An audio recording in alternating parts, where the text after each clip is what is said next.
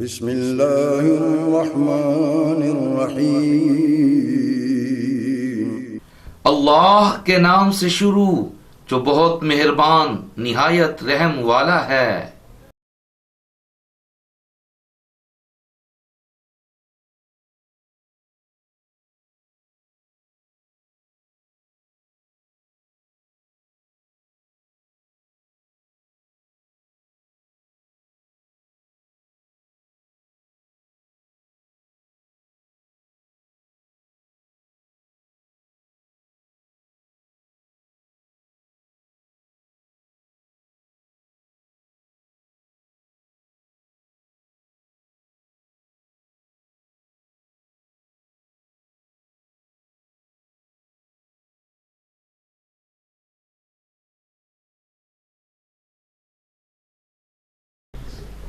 نحمده ونصلي ونسلم على رسوله الكريم اما بعد فاعوذ بالله من الشيطان الرجيم بسم الله الرحمن الرحيم قال الله تبارك وتعالى في القرآن المجيد والفرقان الحميد كونوا ربانيين صدقت يا رب العالمين وصدقت يا حبيب رب العالمين إن الله وملائكته يصلون على النبي يا أيها الذين آمنوا صلوا عليه وسلموا تسليما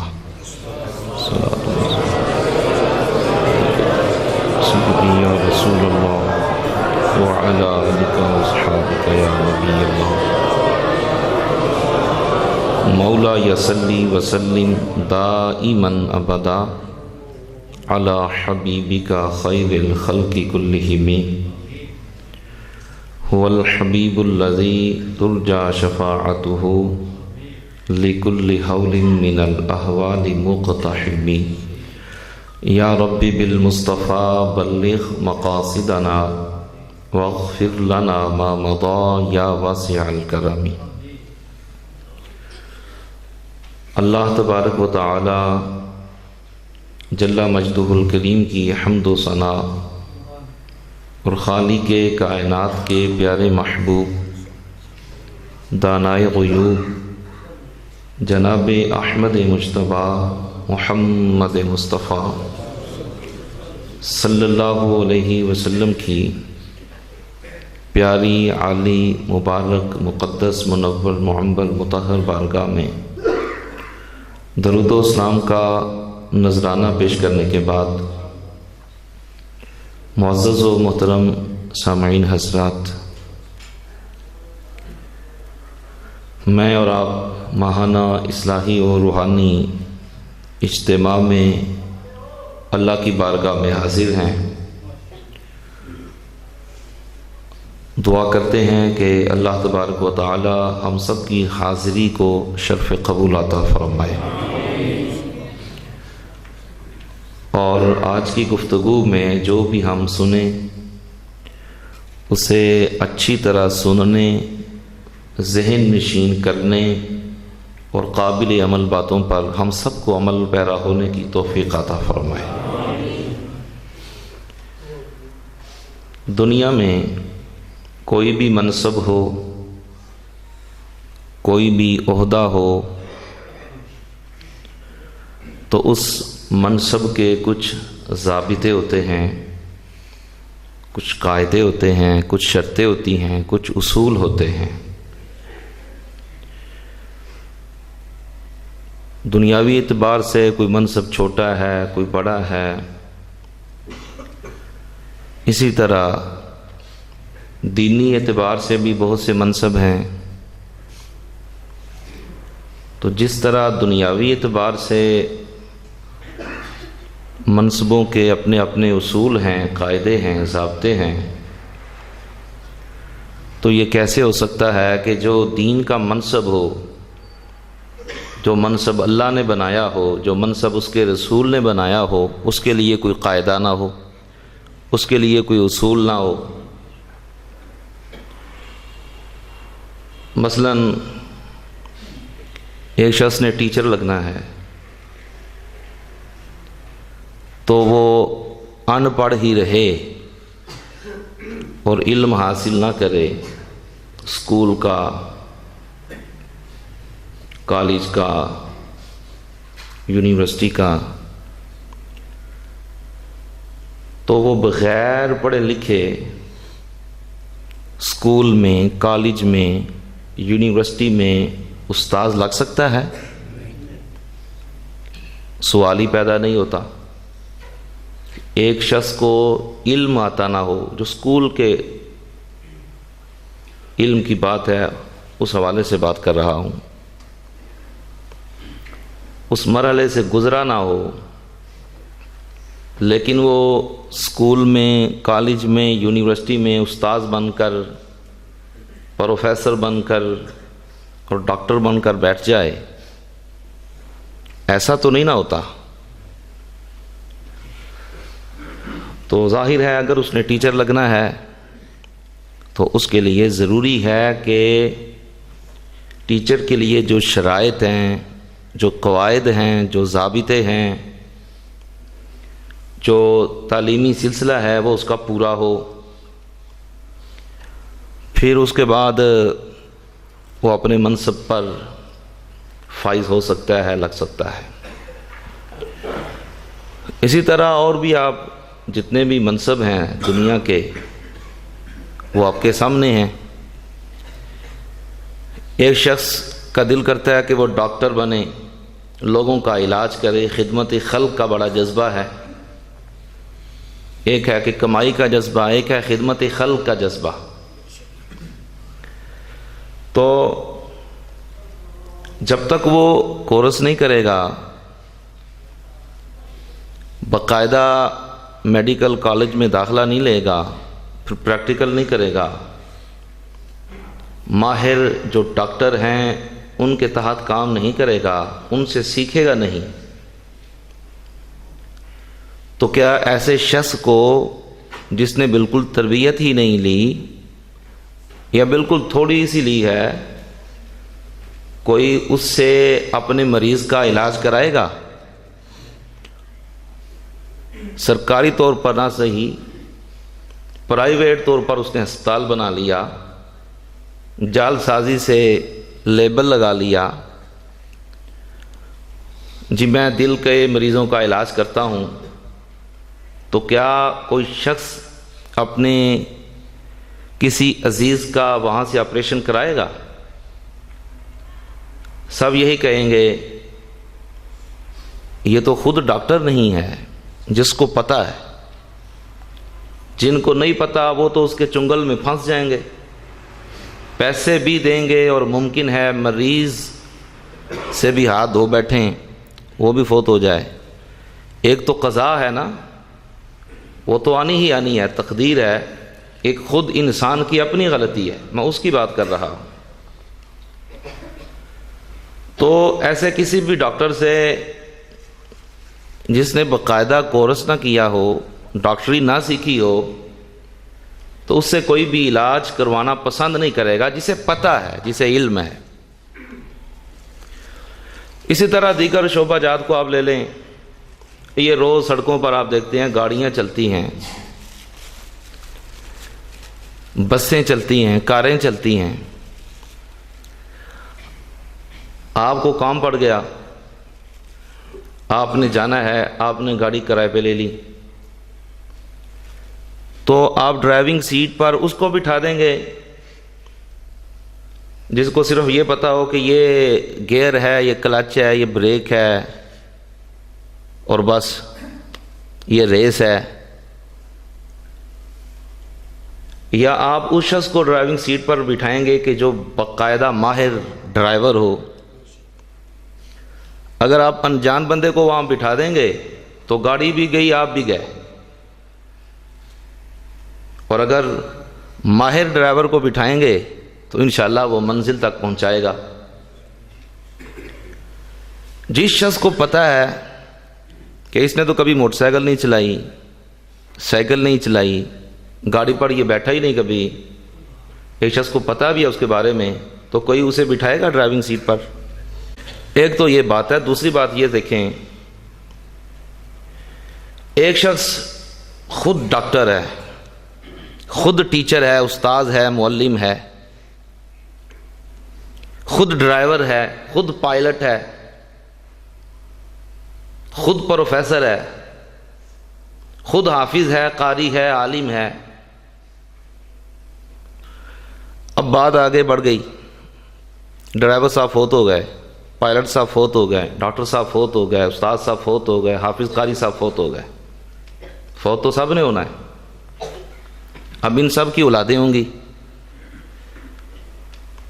تو کیا آج تک اس طرح ہوا ہے کہ ایک ٹیچر جو اسکول میں پڑھاتا ہو،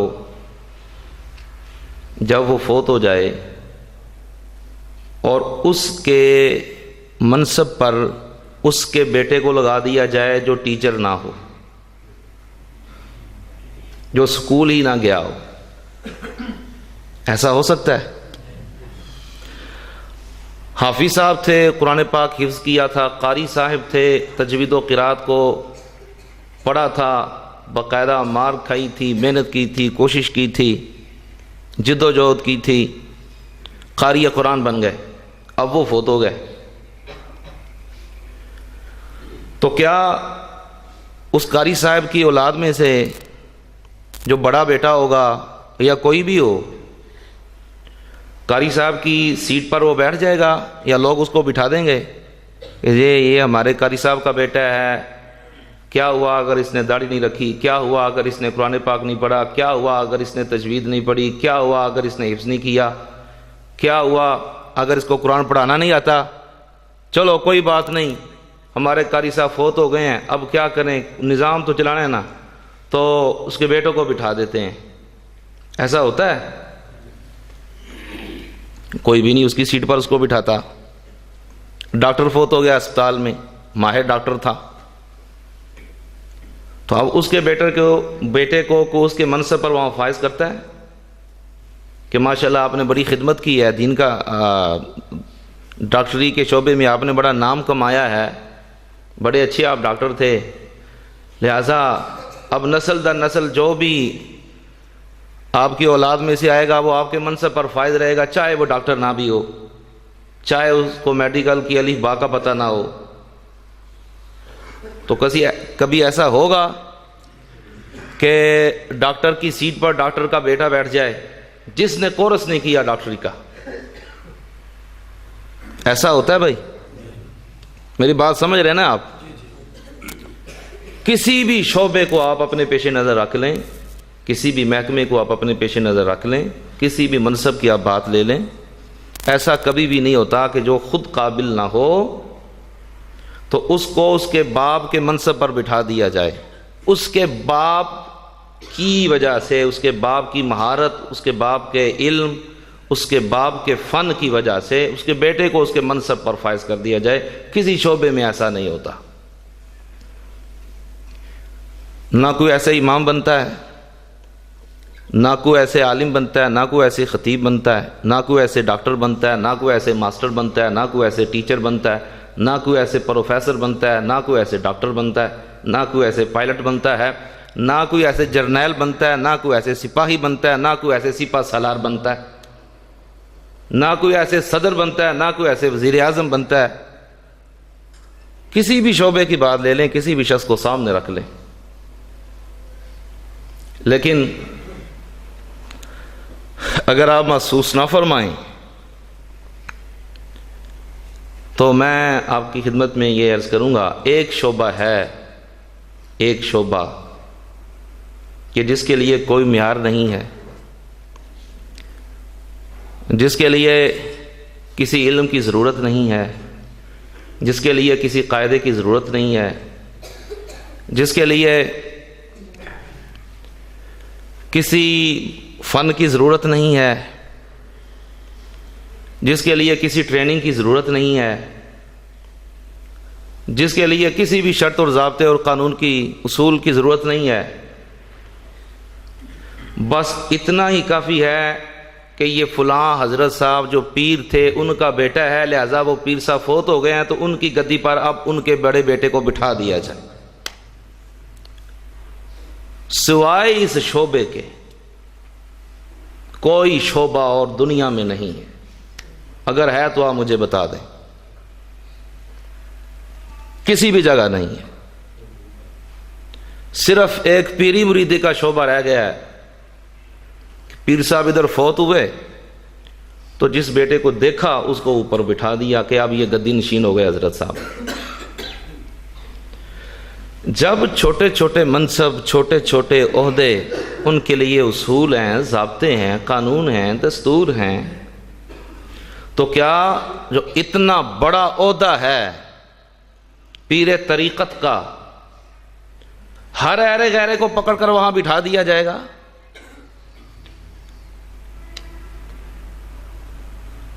شریعت تو یہی کہتی ہے، قرآن تو یہی کہتا ہے، حدیث تو یہی کہتی ہے، اسلام تو یہی کہتا ہے کہ اس کو نہیں بٹھایا جائے گا.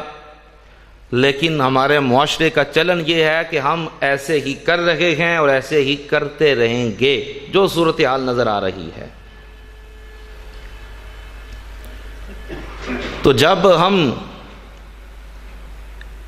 اس طرح کریں گے کہ جو پیر کا بیٹا باقاعدہ طور پر وہ ضروریات اور وہ علوم نہ سیکھے جو پیر کے لیے، شیخ طریقت کے لیے ضروری ہیں، اور اس کو باپ کے منصب پر بٹھا دیا جائے، تو پھر نتیجہ سوائے گمراہی کے،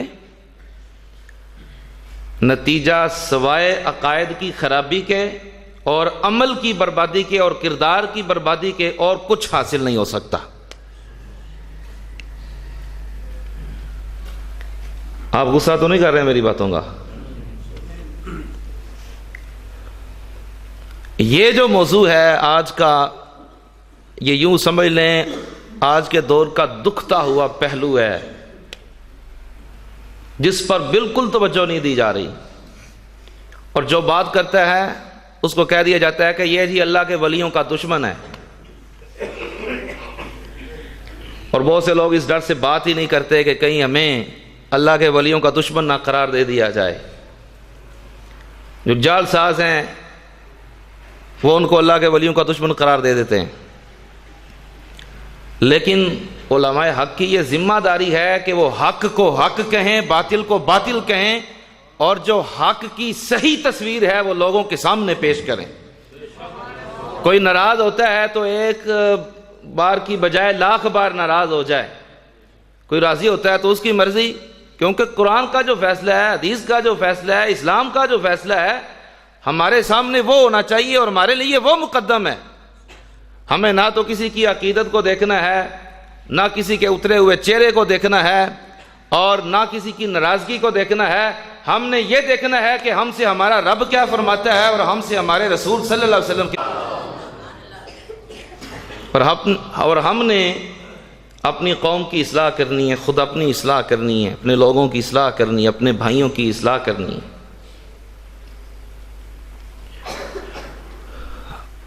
اعلی حضرت امام احمد رضا خان فاضل بریلوی رحمۃ اللہ تعالی علیہ اور دیگر بزرگوں نے قرآن و سنت سے استدلال کرتے ہوئے 4 شرائط لکھی ہیں پیر طریقت کے لیے، کہ جس کے اندر وہ 4 شرطیں پائی جائیں، صرف اور صرف اس کے ہاتھ پر بیعت کرنا جائز ہے. اس کے علاوہ کسی کے ہاتھ پر بیعت کرنا جائز نہیں ہے. بیعت ہوگی ہی نہیں، کر بھی لی تو پھر بھی نہیں ہوگی. وہ ایسے ہی ہے جیسے بیعت کی ہی نہیں. وہ بے مرشد ہے، وہ بے پیر ہے، وہ بے فیض ہے. اس سے پہلے جو آپ نے آیت سنی ہے خطبے میں اس کی تھوڑی سی تشریح آپ کے سامنے پیش کر دوں. اللہ نے فرمایا کونوا ربانیین، 3 پارہ آخر میں، تم ہو جاؤ رب والے، ربانی ہو جاؤ، اللہ والے ہو جاؤ. رب نے کیا فرمایا؟ 2 لفظ ہیں، کونوا ربانیین. ایک مرتبہ سارے بولیں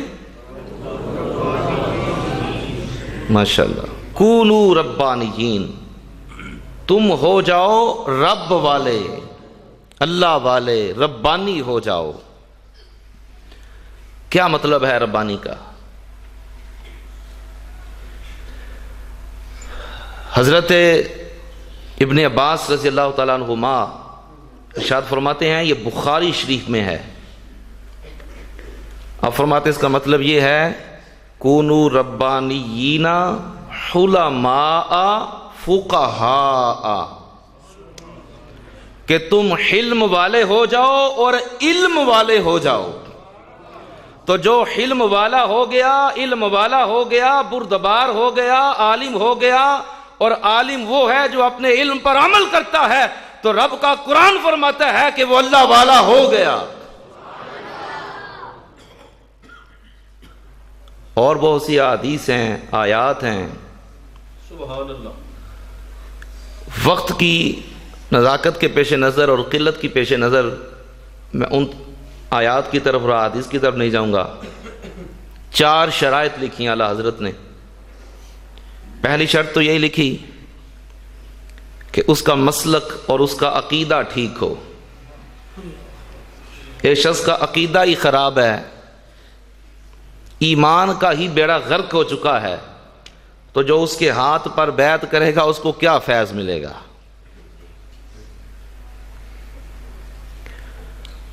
اور آپ نے فرمایا کہ جو بد مذہب ہیں وہ دوزخ کے کتے،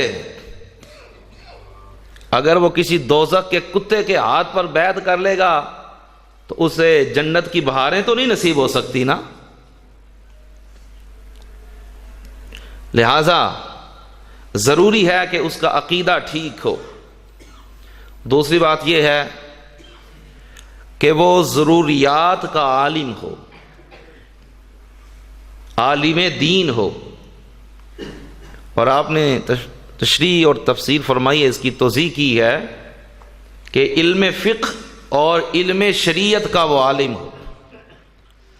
اسے کوئی بھی مسئلہ پیش آتا ہے تو از خود وہ عربی، فارسی اور دیگر کتب سے جو اصل اصول کتابیں ہیں، اصل کتابیں ہیں، اس کو کوئی ضرورت پیش آ جائے تو وہ خود مسئلہ نکال سکے.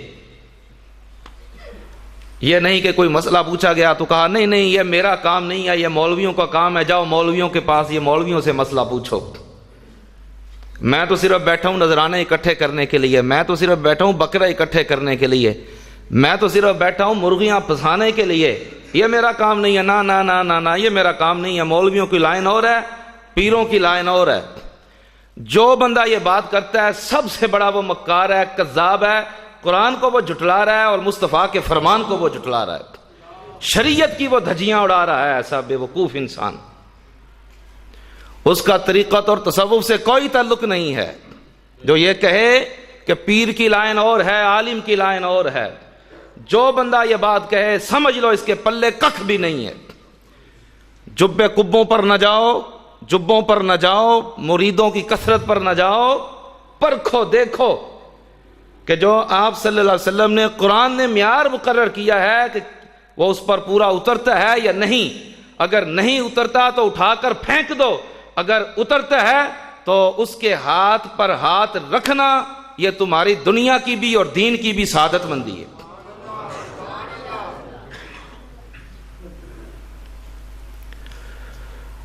تو اس کی بہت سی تشریح ہے. اس طرح میں چلا جاؤں کہ کیا کیا اس کے لیے ضروری ہے علم کے اعتبار سے تو بہت وقت درکار ہے. یہ سارا کچھ میں نے لکھ کے سامنے رکھا ہوا ہے، تحقیق کی ہے پوری، اس کی کئی صفحات پر مشتمل یہ سارا کچھ علمی مواد ہے جو میں نے صوفیاء کاملین سے لیا ہے، جو اللہ والے ہیں ان سے لیا ہے، ان کی کتابوں سے اخذ کیا ہے، ان بزرگوں کے اقوال و ارشادات سے نقل کیا ہے اور اخذ کیا ہے. چند جھلکیاں آپ کے سامنے رکھیں گے. لہذا جو شخص اپنی ضروریات کے مسائل قرآن و سنت سے نہ نکال سکے، کتب سے نہ نکال سکے، کتب سے وہ کیا نکالے گا؟ قرآن ناظرہ پڑھنا نہیں آتا، قرآن کی کسی سورت کا ترجمہ نہیں آتا، لاکھوں مرید ہیں. مریدوں کی وجہ سے کوئی پیر نہیں بن سکتا. پیر وہ ہو سکتا ہے جس کو رب پیر مانے، یعنی رب نے جو بتایا ہے اس کے مطابق اس کا عمل ہو. جس کو حدیث پیر مانے، پیر وہ ہوتا ہے چاہے پوری دنیا میں سے ایک بندہ بھی اس کے ہاتھ پر بیعت نہ ہو. ہاں کوئی نہیں ہوتا تو نہ ہو، اس کی حیثیت پر کیا فرق پڑے گا. قیامت کا دن آئے گا تو بہت سے انبیاء کرام جب گزریں گے تو بڑی بڑی ان کے ساتھ امتیں ہوں گی، بڑے بڑے لوگ ہوں گے، بڑا بڑا رش ہوگا. نبی بھی گزریں گے، ان کی امتیں بھی گزریں گی. یہ حدیث پاک میں آتا ہے. آپ صلی اللہ علیہ وسلم ارشاد فرماتے ہیں کہ بعض انبیاء ایسے گزریں گے، بعض نبی، کہ جب وہ گزریں گے تو ان کے ساتھ ایک بندہ ہوگا یا ایک بھی نہیں ہوگا یا دو بندے ہوں گے. تو اب مجھے بتائیے، کیا اس نبی کی نبوت میں فرق پڑ جائے گا؟ کیا اس رسول کی رسالت میں فرق پڑ جائے گا جس کے پاس ایک امتی ہے یا ایک بھی نہیں ہے یا دو امتی ہیں؟ تو اگر کوئی حق پر ہے، ایک بندہ بھی اس کا مرید نہ ہو، ایک بندہ بھی اس کے ہاتھ پر بیعت نہ کرے تو کوئی حرج نہیں ہے. کیونکہ بیعت کا جو معاملہ ہے یہ پیسے کے لیے نہیں ہے. بیعت کا معاملہ تو لوگوں کو گمراہی سے ہٹا کر اچھے عقیدے پر لگانا ہے اور ہدایت کے راستے پر لگانا ہے. بیعت کا تو مطلب یہ ہے کہ گناہوں سے جان چھڑانی ہے. وہ جو بدکاریاں کر رہا ہے ان سے اس کی جان چھڑانی ہے، اور ان ساری چیزوں سے اس کی جان چھڑا کر اس کو صراط مستقیم پر لگانا ہے. پیر کی تو ذمہ داری یہ ہے. پیر کی ذمہ داری پیسے اکٹھے کرنا نہیں ہے. پیر کی ذمہ داری یہ نہیں ہے کہ لاکھوں ہزاروں لوگ اس کے بیعت ہو جائیں اور وہ دیوانہ ہوا پھرے کہ بس ہر بندہ میرا مرید ہو جائے. یہ قطعاً پیر کی کوئی ذمہ داری نہیں ہے اور نہ ایسا کرنا چاہیے کسی کو. لہذا جو جاہل ہے وہ عالم، جو جاہل ہے وہ پیر نہیں ہو سکتا. میں بات کو آگے بڑھاؤں گا. 4 شرطیں لکھی ہیں، تبرکاً وہ بیان کر دوں، وہ رہ نہ جائیں، ساری تفصیل تو نہیں بیان کر سکتا. تیسری شرط یہ ہے کہ پیر صاحب کبیرہ گناہوں سے اجتناب کرتے ہیں. یہ ضروری ہے. نماز نہ پڑھنا کبیرہ گناہ ہے، جھوٹ بولنا کبیرہ گناہ ہے، جماعت کو بلا عذر شرعی ترک کر دینا کبیرہ گناہ ہے، غیبت کرنا کبیرہ گناہ ہے، حرام کھانا کبیرہ گناہ ہے، ماں باپ کی نافرمانی کرنا کبیرہ گناہ ہے. یہ سارے جرائم ہیں، گناہ ہیں. ان سے وہ اجتناب کرتا ہو. کیوں یہ شرط ہے پیر کے لیے؟ اس لیے کہ جو پیر ہوتا ہے وہ قابل تعظیم ہوتا ہے، اس کی عزت واجب ہے، واجب التعظیم ہوتا ہے. اور جو گناہوں کا ارتکاب کرتا ہے وہ واجب التوہین ہوتا ہے. جو گناہ گار ہے، گناہ کبیرہ کا مرتکب ہے، اللہ اور اس کے رسول صلی اللہ علیہ وسلم کے احکام کی دھجیاں اڑا رہا ہے، وہ فاسق ہے. جو فاسق ہو وہ واجب التوہین ہے شرعی طور پر. اور پیر کا جو منصب اور عہدہ ہے، جو اس پر فائز ہے پیر طریقت، وہ واجب التعظیم ہے. یہ کیسے ہو سکتا ہے کہ ایک ہی شخص واجب التعظیم بھی ہو اور واجب التوہین بھی ہو؟ یہ کیسے ہو سکتا ہے کہ بیک وقت دن بھی ہو اور رات بھی ہو؟ ایسے تو نہیں ہو سکتا. لہذا ضروری ہے کہ وہ کبیرہ گناہوں سے مجتنب ہو. اگر وہ خود کبیرہ گناہوں سے مجتنب نہیں ہوگا تو مریدوں کو کیسے سکھائے گا؟ مریدوں کی کیسے تربیت کرے گا؟ مریدوں کو نیکی کی راہ پہ کیسے لگائے گا؟ خود ہی نماز کا تارک ہے تو مرید کیسے پکے نمازی بن جائیں گے؟ جو گناہ گار ہے اس کا گناہ مریدوں تک منتقل ہوگا، اس کی واہیات چیزیں وہ بھی مریدوں تک منتقل ہوں گی، اس کی ساری غیر شرعی حرکات مریدوں تک منتقل ہوں گی اور تباہی پھیلے گی معاشرے کے اندر جیسے کہ پھیل رہی ہے. شرابی ہیں اور پیر ہیں، زانی ہیں اور پیر ہیں، سود کا کاروبار کرتے ہیں اور پیر ہیں، جال ساز ہیں اور پیر ہیں، چوتھی شرط یہ ہے کہ اس کا سلسلہ آپ صلی اللہ علیہ وآلہ وسلم تک متصل ہو۔ یہ 4 شرطیں اس کے شیخ کے اندر پائی جائیں، پھر اس کے شیخ کے اندر پائی جائیں، پھر اس کے شیخ کے اندر پائی جائیں، پھر اس کے شیخ کے اندر پائی جائیں، اور سلسلہ مولا علی تک پہنچ جائے، مولا علی سے نبی تک پہنچ جائے، نبی سے خدا تک پہنچ جائے۔ یہ ہیں 4 شرطیں۔ اعلیٰ حضرت نے فتاوی رضویہ شریفہ میں لکھا ہے کہ جس شخص کے اندر ایک شرط بھی کم ہے، 3 پائی جاتی ہیں، 1 نہیں پائی جاتی، مثلا تقوی والا ہے، طہارت والا ہے، پاکیزگی والا ہے، سنی صحیح العقیدہ ہے، بعمل ہے، باکردار ہے، گناہوں سے مجتنب ہے، عالم نہیں ہے، کسی مدرسہ میں پڑھا نہیں ہوا، کسی عالم سے پڑھا نہیں ہوا، فاضل نہیں ہے، تو وہ بیعت کے قابل اور بیعت کے لائق نہیں ہے، ہرگز اس کے ہاتھ پر بیعت کرنی جائز نہیں ہے۔ بھی جو خود جاہل ہوگا، اندھا ہوگا، وہ دوسروں کو کیسے روشنی دے گا؟ اب یہ جو شرط علم ہے، اس کی تشریح اور توضیح آپ کے سامنے تھوڑے سے وقت میں بیان کرتا ہوں۔ حضرت امام شافعی رحمۃ اللہ تعالی علیہ آپ ارشاد فرماتے ہیں، متخذ اللہ ولیا جاہلا۔ فتاوی رضویہ شریفہ میں اعلیٰ حضرت نے امام شافعی کا یہ قول درج فرمایا ہے کہ اللہ نے کبھی بھی کسی جاہل کو اپنا ولی نہیں بنایا۔ یہ وہ بات کر رہے ہیں جو خود مقام صدیقیت پر فائز ہیں، حضرت امام شافعی اللہ کے برگزیدہ بندے ہیں، با صلاحیت، با استعداد، با کمال اللہ کے نیک بندے ہیں۔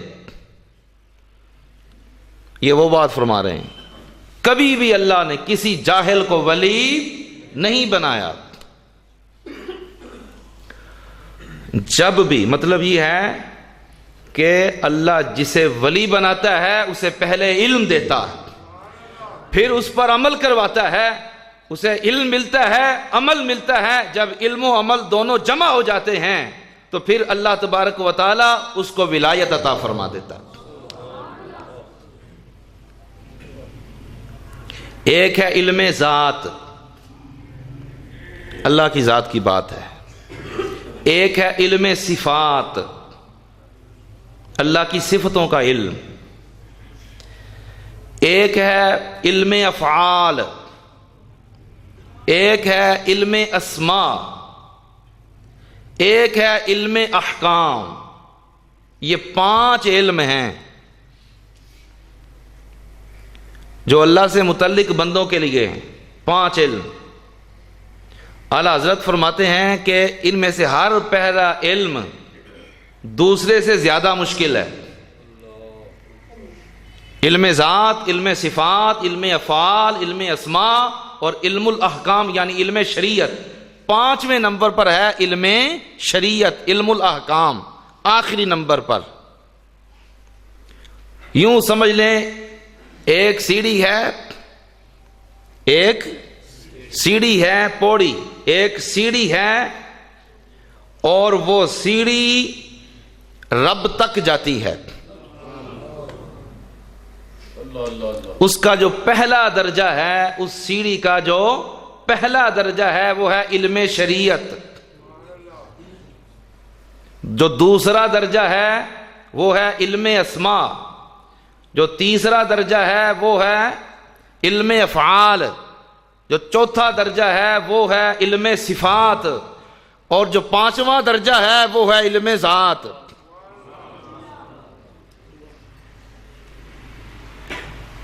اب جس شخص نے ابھی تک سیڑھی کے پہلے درجے پر ہی پاؤں نہیں رکھا تو وہ رب تک کیسے پہنچ جائے گا؟ لیکن لوگ پہنچے ہوئے ہیں اور لوگوں کو پہنچا رہے ہیں، لوگ پہنچے ہوئے ہیں اور لوگوں کو پہنچا رہے ہیں۔ ہمارے بزرگوں نے لکھا ہے، ایسے ہی ایک کے بارے میں کہا گیا، حضرت با یزید بسطامی علیہ رحمہ کہ خدمت میں کہ فلاں پہنچا ہوا ہے. آپ نے جب اس کے طور طریقے دیکھے تو آپ نے فرمایا ہاں وہ پہنچا ہوا ہے مگر اللہ تک نہیں پہنچا، دوزخ تک پہنچا ہوا ہے. ایسے جو لوگ ہیں جو علم کے دشمن ہیں، جو قرآن کے دشمن ہیں، جو فرمان رسول کے دشمن ہیں، جو شریعت مصطفیٰ کے دشمن ہیں، جو سنت رسول کے دشمن ہیں، جو راہ خدا اور راہ مصطفیٰ کے دشمن ہیں، وہ رب تک پہنچ کیسے سکتے ہیں؟ وہ مصطفیٰ تک پہنچ کیسے سکتے ہیں؟ ایسے لوگ صرف اور صرف دوزخ میں ہی پہنچ سکتے ہیں. حضرت غوث اعظم رضی اللہ تعالیٰ عنہ ارشاد فرماتے ہیں، فرمایا ایک ہے کتاب اللہ کی قرآن، ایک ہے سنت مصطفیٰ صلی اللہ علیہ وآلہ وسلم. فرمایا وہ بندہ کبھی بھی اللہ تک نہیں پہنچ سکتا جو ان دونوں کو چھوڑ دے گا. یہ کون فرما رہے ہیں؟ جن کی ہم 11ویں مناتے ہیں اور کھاتے ہیں، اور جن کا نام لے لے کر لوگ چندے اکٹھے کرتے ہیں، نذرانے بڑھاتے ہیں، اپنے بینک بیلنس بڑھا رہے ہیں، اور خود ان کا ارشاد کیا ہے؟ فرمایا وہ صوفی نہیں ہو سکتا کہ جس کے ایک ہاتھ میں اللہ کا قرآن نہ ہو اور دوسرے ہاتھ میں مصطفیٰ کا فرمان نہ ہو. اگلی بات سنیے، آپ فرماتے ہیں یہ جو قرآن ہے نا، اللہ کی کتاب، یہ قرآن تمہیں اللہ کی بارگاہ میں پہنچا دے گا، اور اس ہاتھ میں جو سنت مصطفیٰ ہے اور شریعت مصطفیٰ ہے، نبی پاک صلی اللہ علیہ وسلم کے دین کا علم ہے، شریعت کا علم ہے. فرمایا جب ایک ہاتھ میں تیرے فرمان مصطفیٰ ہے تو یہ فرمان مصطفیٰ تجھے بارگاہ مصطفیٰ تک پہنچا دے گا. مطلب یہ ہے کہ قرآن اور سنت کو چھوڑ کر، علم شریعت کو چھوڑ کر، قرآن اور سنت کے علوم کو چھوڑ کر اگر کوئی یہ چاہتا ہے کہ میں رب تک پہنچ جاؤں گا یا میرے مرید رب تک پہنچ جائیں گے تو وہ جھوٹا ہے. غوث اعظم فرماتے ہیں اگر رب تک پہنچنا ہے یا رب کے رسول تک پہنچنا ہے تو پھر تمہیں قرآن پکڑنا پڑے گا، پھر تمہیں فرمان رسول کی پیروی کرنا پڑے گی. اس کے بغیر کوئی راستہ نہیں ہے جس راستے پر چل کر کوئی بھی شخص اللہ کی بارگاہ میں پہنچ جائے یا اس کے پیارے حبیب صلی اللہ علیہ وآلہ وسلم کی بارگاہ میں پہنچ جائے. قرآن و سنت کے سوا کوئی راستہ نہیں ہے. وہ راستہ صرف ایک ہی ہے، وہ دوزخ کا راستہ ہے. اس کے سوا جنت کا راستہ اور کوئی نہیں ہے. تو جس کو علم شریعت کا پتہ نہیں،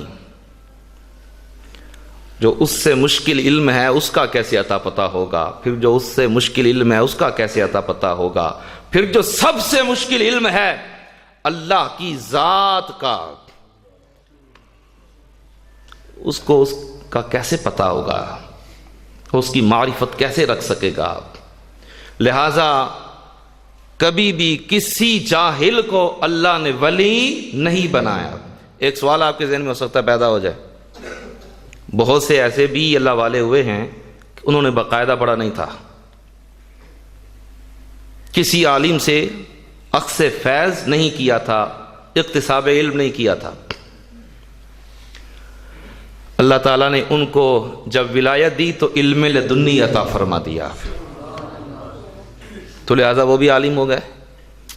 یہ ایک ہے صرف پردہ، جس پردے میں بہت سے جہالا چھپے ہوئے. جب کہا جاتا ہے جی، لوگ اعتراض کرتے ہیں پڑھے لکھے لوگوں کو پتہ ہے کہ جی آپ کے پیر صاحب تو عالم نہیں ہیں، تو وہ کہتے ہیں جی ہمارے جو بزرگ ہیں نا وہ علم لدنی کے وارث ہیں، وہ علم لدنی کے وارث ہیں، انہیں علم لدنی حاصل ہے. اس پردے میں آج کل جہالا اپنے آپ کو چھپا رہے ہیں، جال ساز 2 نمبر پیر اپنے آپ کو اس پردے میں چھپا رہے ہیں. یہ نقاب اوڑا ہوا ہے اوپر. یہ یاد رکھیں، جس کو علم لدنی ملتا ہے نا، جس کو علم لدنی ملتا ہے تو جو مسئلے پھر علماء سے بھی حل نہیں نہ ہوتے تو پھر علم لدنی والے حل کیا کرتے ہیں. یہ بات یاد رکھ لیں. دعوے علم لدنی کے اور نماز کے فرائض کا پتہ نہیں ہے، دعویٰ علم لدنی کا نماز کی شرائط کا پتہ نہیں ہے، نماز کے واجبات کا پتہ نہیں ہے، نہ طلاق کے مسائل آتے ہیں، نہ نکاح کے مسائل آتے ہیں، نہ عتاق کے مسائل آتے ہیں، نہ میراث کے مسائل آتے ہیں. پورے دین کا عطا پتہ نہیں ہے، صرف یہی پتہ ہے کہ مرغی کیسے پھنسانی ہے، مرید کیسے کرنا ہے، بس پتہ ہے. تو صرف اس چیز کا پتہ ہے، کسی شے کا پتہ نہیں ہے. دعوے علم لدنی کے کوئی بھی مسئلہ جو مولویوں سے پوچھ لو، بھی مولوی تو بتا ہی رہے ہیں، آپ کے تو دعوے ہیں کہ آپ کے حضرت علم لدنی کے وارث ہیں. تو جو علم لدنی کا وارث ہو اس کو تو خود مسئلے بیان کرنے چاہیے. حضرت شیخ ابو الحسن خرقانی رحمۃ اللہ تعالی علیہ، جانتے ہیں نا آپ، سومناتھ کا مندر جب فتح نہیں ہو رہا تھا اور اتنے حملے ہو چکے تھے تو آپ کی قمیض کی برکت سے سلطان محمود غزنوی کو، یہ شیخ ابو الحسن خرقانی رحمۃ اللہ تعالی علیہ، یہ پڑھے ہوئے نہیں تھے، پڑھے ہوئے نہیں تھے،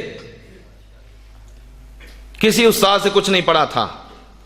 خرقان میں رہتے تھے، چل کر جاتے تھے حضرت با یزید بسطامی رحمۃ اللہ تعالی علیہ کے مزار پر، حاضری دیتے تھے، جا کر دعا کیا کرتے تھے کہ اے اللہ، جو خلعت اور جو مقام تو نے اپنے اس بندے کو عطا فرمایا مجھے بھی عطا فرما دے. یہ ان کا معمول تھا. پتہ نہیں کتنا اخلاص تھا دل میں، سمندر بہ رہا تھا اخلاص کا، درد کا. اللہ تو نیتوں کو دیکھتا ہے.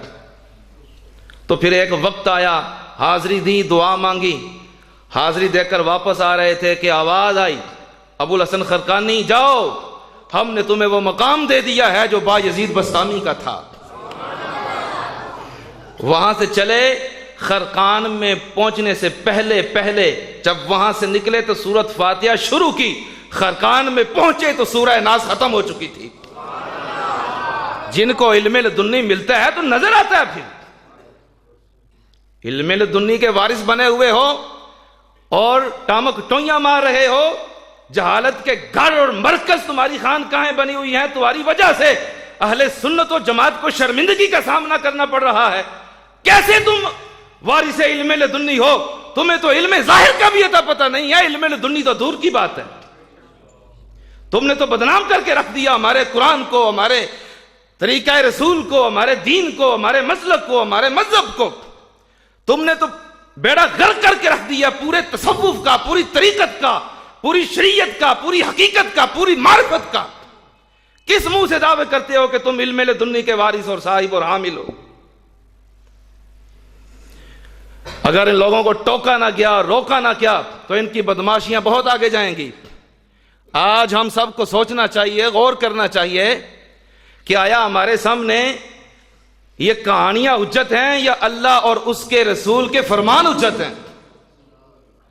ہم نے کس راستے پر چلنا ہے؟ جعلی پیروں کے راستے پر چلنا ہے یا اس راستے پر چلنا ہے جو آمینہ کے لال نے ہمیں عطا فرمایا ہے؟ ابو الحسن خرقانی رحمۃ اللہ تعالی بیٹھے ہیں، سامنے ایک پانی کا تھال پڑا ہے. شیخ عبداللہ آ گیا جو شیخ المشائخ ان کا لقب تھا. انہوں نے ہاتھ ڈالا، تھال تھا صرف پانی کا، مچھلی نکال دی باہر، زندہ مچھلی. ابو الحسن خرقانی نے جب دیکھا تو آپ نے فرمایا یہ کیا بات ہوئی؟ ایسے نگاہ ڈالی تو دہکتا ہوا تندور سامنے تھا، جلتا ہوا تنور سامنے تھا، آگ بھڑک رہی تھی. آپ نے اس کے اندر ہاتھ ڈالا اور زندہ مچھلی نکال دی. فرمایا پانی سے مچھلی نکالنا آسان ہے، تندور سے نکالنی چاہیے. یہ ہے علم لدنی. کوئی ہمیں نہ بتائے کہ علم لدنی کیا ہوتا ہے، کوئی ہمیں نہ بتائے کہ طریقت کیا ہوتی ہے، کوئی ہمیں نہ بتائے کہ شریعت کیا ہوتی ہے، کوئی ہمیں نہ بتائے کہ پیر کیا ہوتا ہے. ہمارے بزرگوں نے ہمیں پڑھا لکھا کے بھیجا ہے، اور جو ہمارے بزرگ بتائیں گے آج بھی ہم ان سے سیکھتے ہیں، بزرگوں سے سیکھتے ہیں. جعل سازوں کو کیا پتا ہو طریقت کیا ہے، شریعت کیا ہے، حقیقت کیا ہے. جن کو علم لدنی ملتا ہے تو پھر رنگ بھی نظر آتا ہے، پھر اس کے اجالے بھی نظر آتے ہیں. اللہ اکبر. اب دادا صاحب کی آپ بات سن لیں. میں آپ کے سامنے وہ جملہ پڑھ دوں تاکہ آپ کو پتا ہو کہ مفتی صاحب اپنے آپ نہیں بات کہہ رہے بلکہ حقیقت ہے. سبحان اللہ سبحان اللہ. کشف المحجوب ہے آپ کی کتاب. حضرت داتا صاحب بھی اللہ کے ولی تھے یا نہیں؟ میں اس لیے بات کر رہا ہوں نا کہ کوئی یہ نہ کہہ دے کہ مفتی صاحب خود ہی غصہ کر رہے ہیں جلال میں. ارے میرا دین، میری شریعت، میرا قرآن، میرا مسلک گلیوں میں بدنام ہو رہا ہے تو میں چپ کر کے بیٹھا رہوں ممبروں پر اور حجروں میں بیٹھا رہوں؟ میں نے اپنی قوم کو بتانا ہے. کوئی غصہ کرتا ہے 1,00,000 بار کرے، 1,00,000 بار کرے، 1,000 بار کرے، ناراض ہوتا ہے تو ہو جائے. ویسے جو پکا مسلمان ہوگا نا، حضور کا غلام اور حضور کا محب ہوگا، وہ کبھی مجھ سے ناراض نہیں ہوگا، شکریہ ادا کرے گا. اس حوالے سے وہ ناراض نہیں ہوگا. تو سنیے، قدوۃ السالکین، زبدۃ العارفین، حجت الکاملین، سند الواصلین، مظہر العلوم الخفی والجلی، مخدوم علی الحجویری المعروف حضرت داتا گنج بخش رحمت اللہ تعالی علیہ، جن کی چوکھٹ پر ولی آ کر فیض پاتے ہیں، وہ فرماتے ہیں تمام اہل تصوف اولیاء اللہ، تمام، ایک کی بات نہیں کر رہے، تمام اہل تصوف، تمام اولیاء اللہ صاحب علم ہوئے ہیں، علماء ہوئے ہیں. ایک بھی صوفی، ایک بھی پیر، ایک بھی اللہ کا بندہ، ایک بھی صالح، ایک بھی نیکوکار، ایک بھی شیخ طریقت، ایک بھی پیر طریقت جاہل نہیں ہوا. اللہ کے جتنے بھی ولی ہوئے ہیں سب قرآن و سنت کے عالم ہوئے ہیں، سب قرآن و سنت کے عالم ہوئے ہیں. اور آپ نے یہ لکھا ہے اپنے مریدوں کو علم سے بہرہ ور کرتے رہے ہیں، اپنے مریدوں کو علم سے بہرہ ور کرتے رہے ہیں. خود عالم تھے تو آگے علم بانٹتے رہے ہیں. اللہ اکبر. آگے چلیے، حضرت غوث اعظم رضی اللہ تعالیٰ عنہ، آپ کی بات سنیے، قصیدہ غوثیہ لامیہ. آپ فرماتے ہیں درست العلم حتی صرت قطبا، لوگو آؤ میں تمہیں بتاؤں کہ میں قطب کیسے بنا ہوں، اعلیٰ مقام پر کیسے فائز ہوا ہوں. آپ نے فرمایا میں نے علم پڑھا اور پڑھا اور پڑھا اور پڑھا، پڑھتا گیا پڑھتا گیا پڑھتا گیا، درست العلم حتی صرت قطبا، حتیٰ کہ مجھ پر خدا نے اپنا کرم کیا تو مجھے قطب بنا دیا. میں علم پڑھ پڑھ کر قطب بنا ہوں. آج فخر سے کہا جاتا ہے جی میں اس فلاں آستانے کا گدی نشین ہوں، میں نے کسی مدرسے سے نہیں پڑھا. لعنت ہو تیری طریقت پر، لعنت ہو تیری پیری مریدی پر. میں نے کسی سے نہیں پڑھا، کسی سے نہیں پڑھا تو یہی تو تیرا اس لیے حال ہے، اس لیے تو کہہ رہا ہے کہ نماز کی چھٹی دے رہا ہوں. لعنت ہو تیری ایسی طریقت پر. حضرت عمر فاروق رضی اللہ تعالی عنہ، انہوں نے بھی سورت بقرہ حضور سے سیکھی تھی، کئی سال لگ گئے تھے. حد ہو گئی ہے، انہوں نے اتنی گالیاں دی ہیں قرآن کو، اتنی گالیاں دی ہیں شریعت کو، اتنی گالیاں دی ہیں علم مصطفیٰ کو کہ اب ہمارا پیمانہ جو ہے صبر کا وہ لبریز ہو چکا ہے. اب ہم بے نقاب کریں گے ان جال سازوں کو، اور آپ ہمارا ساتھ دیں، ساتھ دیں گے. اللہ تعالیٰ آپ کو جزائے خیر عطا فرمائے. اب سنیے، حضرت دادا صاحب نے ایسے نہیں فرمایا. غوث پاک کیا فرمایا کرتے تھے، کیا کیا کرتے تھے؟ ایک سبق پڑھاتے تھے علم تفسیر کا، کلاس لگتی تھی، مدرسہ تھا. کہتے نہیں مدرسوں والوں کا علم اور ہے، ہمارا علم اور ہے. اس کا مطلب یہ ہے کہ غوث پاک کا پھر علم کوئی اور تھا. اور یہ ندان تو نلائق غوث پاک کو بھی نہیں مانتے، حضرت داتا علی اجویری کو بھی نہیں مانتے، پھر ان کمینوں نے اور کس کو ماننا ہے؟ ایک سبق پڑھاتے تھے علم تفسیر کا، ایک پڑھاتے تھے علم حدیث کا، ایک پڑھاتے تھے علم مذہب کا، ایک پڑھاتے تھے فقہی اختلافات کا، ایک پڑھاتے تھے علم نحو کا، ایک پڑھاتے تھے علم اصول کا. ظہر کا وقت ہو جاتا تھا، نماز ادا کرتے تھے، نماز کے بعد پھر کلاس لگتی تھی. آگے سنیے الفاظ کیا ہیں. بہجت الاسرار، اسرار بڑی معتبر کتاب ہے، اس میں یہ روایت موجود ہے، کانا یقرئ القرآن بالقراءات بعد الظہر. روایت حفظ کے مطابق نہیں، متعدد قراتوں کی صورت میں بہت بڑے بڑے قاری سامنے بیٹھے ہوتے تھے تو حضرت غوث پاک ان کو بتایا کرتے تھے کہ قرآن اس طرح پڑھنا ہے، ایک طریقہ یہ بھی ہے، ایک طریقہ یہ بھی ہے، ایک طریقہ یہ بھی ہے، ایک طریقہ یہ بھی ہے، اس طرح بھی پڑھ سکتے ہو، اس طرح بھی پڑھ سکتے ہو، اس طرح بھی پڑھ سکتے ہو۔ حضرت غوث پاک صرف قاری نہیں تھے، قاریوں کے استاد تھے، استاذ القراء تھے۔ ابن قدامہ حنبلی لکھتے ہیں کہ جب میں بغداد میں آیا تو میں نے یہ دیکھا کہ حضرت غوث پاک کا شمار ان جلیل القدر ہستیوں میں سے ہوتا ہے کہ جن پر علم ختم ہے، جن پر عمل ختم ہے، جن پر کردار ختم ہے، جن پر فتویٰ ختم ہے، جن پر حال ختم ہے، جن پر شریعت، طریقت، حقیقت، معرفت ختم ہے۔ ریاست علم کی، طریقت کی، شریعت کی، معرفت کی، حال کی، قال کی جس پر ختم ہو جاتی تھی وہ شیخ عبد القادر جیلانی تھے۔ مطلب یہ ہے کہ حکومت ہو علم کی یا عمل کی، حکومت ہو شریعت کی یا طریقت کی، حکومت ہو علم فتویٰ کی یا علم تقویٰ کی، حکومت ہو علم ظاہر کی یا علم باطل کی، علم باطن کی۔ علامہ ابن قدامہ حنبلی بہت بڑے محدث ہیں، بہت بڑے فقیہ ہیں۔ آپ فرماتے ہیں ان ساری چیزوں کی حکومتیں حضرت غوث پاک رضی اللہ تعالی عنہ پر ختم ہو جاتی تھیں، اور حضرت غوث پاک ان سارے علوم کے بادشاہ تھے، اور ان کی بادشاہی غوث اعظم پر ختم تھی۔ تکبیر،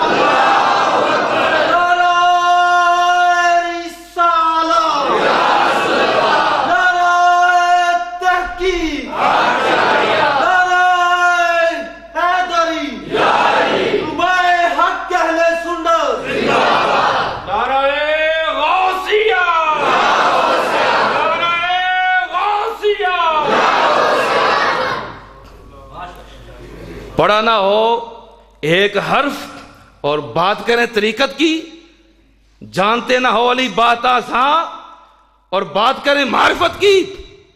ہم تمہاری باتیں مان لیں یا غوث اعظم کی باتیں مان لیں؟ ہم تمہاری باتوں پر عمل کریں یا داتا علی حجویری کی باتوں پر عمل کریں؟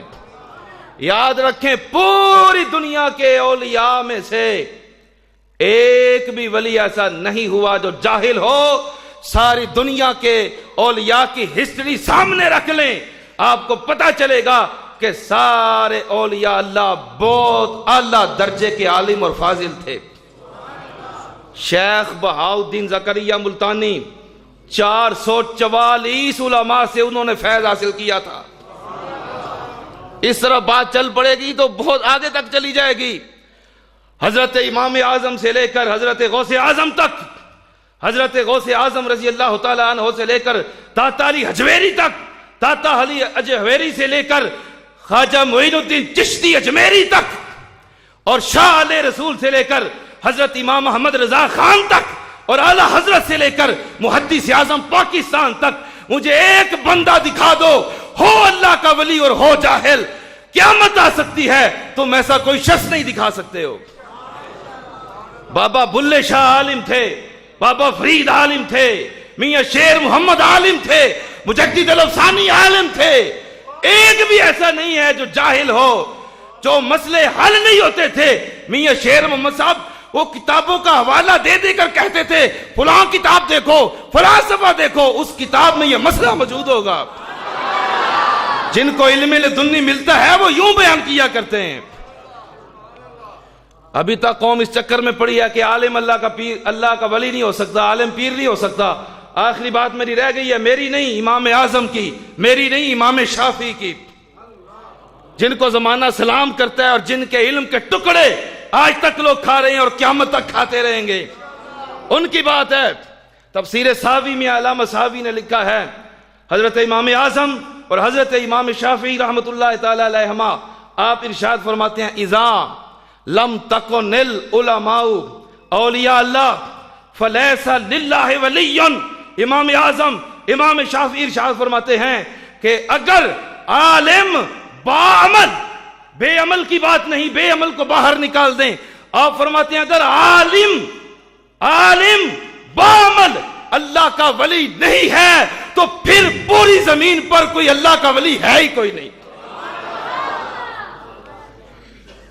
اللہ تبارک و تعالیٰ کی بارگاہ میں دعا ہے کہ وہ ہمیں حقیقت تک پہنچائے، حقیقی لوگوں تک پہنچائے، جال سازوں سے ہم سب کو بچائے، ہماری قوم کو بچائے، اور جو صحیح علماء ہیں، باعمل ہیں، با کردار ہیں، اولیاء اللہ ہیں، پیران اعظام ہیں، مشائخ اعظام ہیں، ان کا دامن پکڑنے کی توفیق عطا فرمائے اور ان کے دامن سے وابستہ ہو کر محمد مصطفیٰ صلی اللہ علیہ وآلہ وسلم کا نورانی فیض حاصل کرنے کی توفیق عطا فرمائے. وآخر دعوانا الحمدللہ رب العالمین.